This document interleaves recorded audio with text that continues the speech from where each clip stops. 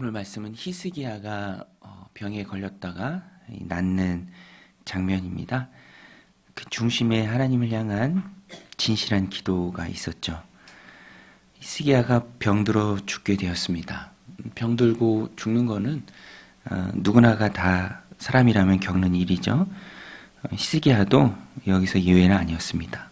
그런데 그 시기가 좀 일찍이었던 것 같아요. 히스기야가 하나님 앞에 간절히 기도합니다. 사실 히스기야가 들은 말은 히스기야로서는 굉장히 청천벽력 같은 말이죠. 1절에 보면 그때 히스기야가 병들어 죽게 되매 아모스의 아들 선지자 이사야가 그에게 나와서 그에게 이르되 여호와의 말씀이 너는 집을 정리하라, 유언하라 라는 말입니다. 유언하라, 내가 죽고 살지 못하리라 하셨나이다.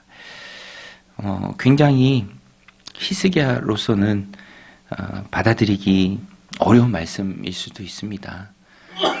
그런데 히스기야는 낙담하지 않고요, 체념하지 않고 정리하라 라는 그 하나님의 말씀 선지자를 통해서 들었지만 포기하지 않아요. 그리고 하나님 앞에 기도하죠. 2절에 보면 히스기야가 낫을 병으로 향하고, 면벽기도라고 이름 붙여진 히스기야의 기도. 다른 거 보지 않겠다. 보이는 건 벽이고 벽을 향해서 기도하지만 세상을 등지고 하나님만 집중해서 바라보고 기도하겠다라는 강한 의지의 표현입니다. 낫을 벽으로 향하고 여호와께 기도하여. 기도의 내용은 3절에 보면 여호와를 구하오니 내가 진실과 전심으로 주 앞에 행하며 주께서 보시기에 선하게 행한 것을 기억하옵소서. 이렇게 기도하며 심히 통곡하고 간절히 하나님 앞에 매달렸습니다. 하나님, 내가 하나님 앞에 살았던 그 삶을 하나님 아시는데 기억하여 주옵소서. 그리고 간절히 하나님 앞에 구하죠.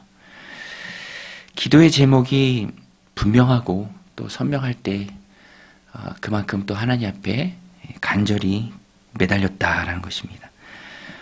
그런데 이 기도가 응답이 되어 또 아주 빠르게 응답이 됩니다. 4절에 보면 이사야가 히스기야에게 그 말을 전하고 돌아가는 가운데 성읍 가운데 이르기도 전에 라고 되어 있습니다. 이르기도 전에. 반나절이 지났을까요? 반차죠, 반차. 반차 만에 바로 응답이 됩니다. 하나님의 말씀이 다시 이사야에게 임하세요. 임하십니다. 너는 돌아가서 5절에 내 백성의 주권자 히스기야에게 이르기를 왕의 조상 다윗의 하나님 여호와의 말씀이 내가 내 기도를 들었고 내 눈물을 보았노라. 내가 너를 낫게 하리니 내가 3일 만에 여호와의 성전에 올라가겠고 내가 내 날에 15년을 더할 것이며 3일 만에 나을 것이다. 그리고 내 살아가는 연수에 15년을 더할 것이다. 이렇게 말씀해 줍니다. 하나님께서는 기도를 들으시고 또 기도하는 모습을 보시고 또 기도하는 대로 또 응답하시는 분입니다. 여러분, 하나님은 기도를 들으시는 분이신 줄로 믿습니다. 우리가 이 믿음을 가지고 하나님 앞에 기도해야 해요.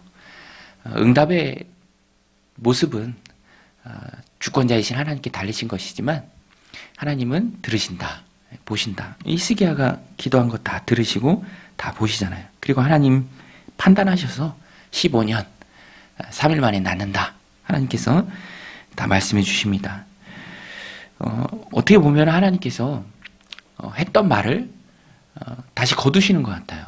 문맥상 그게 맞습니다. 바꾼다라는 게 사람에게도 쉬운 일은 아니잖아요. 근데 하나님은 기도 들으시는 것에 더 무게를 두십니다. 그래서 그 기도에 응답하시는 것에 더 무게를 두시기 때문에 마음을 바꾼다라는 것이 보여지는 것에 대해서 그렇게 신경 쓰지 않으십니다. 요기 베라라는 메이저리그 선수가 했던 말인데 이 말이 유명해져서 참 많이 인용하죠. 사람들이 끝날 때까지는 끝난 게 아니다. 끝날 때까지는 끝난 게 아니다. 근데 맞아요. 끝나야 끝난 거잖아요. 끝날 때까지는 끝난 게 아니죠. 오늘 우리가 하나님 앞에 신앙생활 하면서 기억해야 합니다.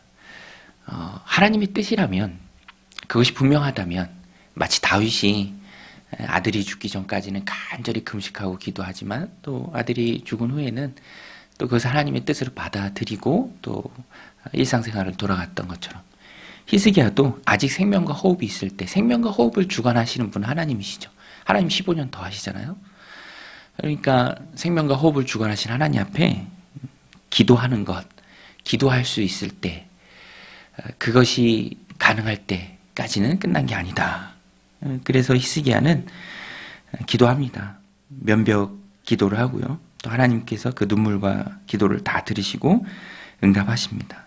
또 뒷부분에 가서 보면 하나님께서는 기도한 자가 확신 가운데 살아가기를 원하세요. 그래서 이사야가 그렇게 나을 것이다. 3일 만에 성전에 올라갈 것이다. 라고 예언했을 때 징표가 뭡니까? 라고 물어봐요. 징표를 주시면 좀 좋을 것 같습니다. 그때 이사야가 해시계에서 해 그림자가 10도 앞을 나아갈 수도 있고 10도 뒤로 나아갈 수도 있는데 넌 무엇을 원하느냐? 이것도 히스기야의 믿음이죠. 10절에 보면 히스기야가 대답하되 그림자가 10도를 나아가기는 쉬우니 그리할 것이 아니라 10도가 뒤로 물러갈 것이니이다 하니라. 히스기야는 정말 하나님의 살아계심을 믿었어요. 그래서 기도할 수 있었고 그 청천벽력과 같은 그 선고를 들었을 때에도 낙심하지 않고 살아계신 하나님 앞에 기도하기를 선택했습니다. 쉽게 포기하는 건 그리스도인들의 모습이 아니에요. 열심히 기도합니다. 하나님의 살아계심과 그 자비를 믿었기 때문에 그렇게 할 수 있고요. 기도한 후에도 확신 가운데 본인이 살아가길 원했습니다. 그래서 해 그림자가 10도 뒤로 물러간다라는 것은 너무너무 쉬운 일이 아니잖아요. 그것이 어떻게 가능합니까? 하나님으로서 가능한 거죠. 그렇지만 그 하나님의 응답의 확신 가운데 그 며칠을 또 그 15년을 또 히스기야가 살아가길 원했습니다. 그래서 담대하게 구하죠. 11절에 선지자 이사야가 여호와께 간구하며 아하스의 해시계 위에 나아갔던 해 그림자를 10도 뒤로 물러가게 하셨더라. 히스기야가 요구한 그대로 해 시계의 그림자가 10도 뒤로 물러갔습니다. 하나님께서는 한 사람이 확신 가운데 살아가는 것을 천체를 움직이시는 것보다 훨씬 더 중요하게 여기십니다. 그래서 오늘 우리는 우리의 신앙 생활의 그 중심에는 하나님의 역사하심을 굳게 믿어야 하고요.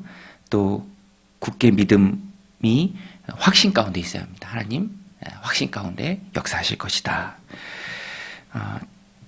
히스기야는 체념이 아니라 전념을 했습니다.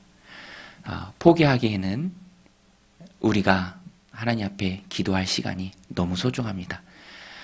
체념이 아니라 전념함으로 응답의 기쁨 가운데 살아가는 히스기야 왕처럼 놀랍게 역사하신 그 하나님을 오늘 하루의 삶 가운데 체험하는 저와 여러분들이 다 되시기를 주님의 이름으로 간절히 축원드립니다. 우리 같이 말씀 붙들고 함께 기도하며 나아가겠습니다.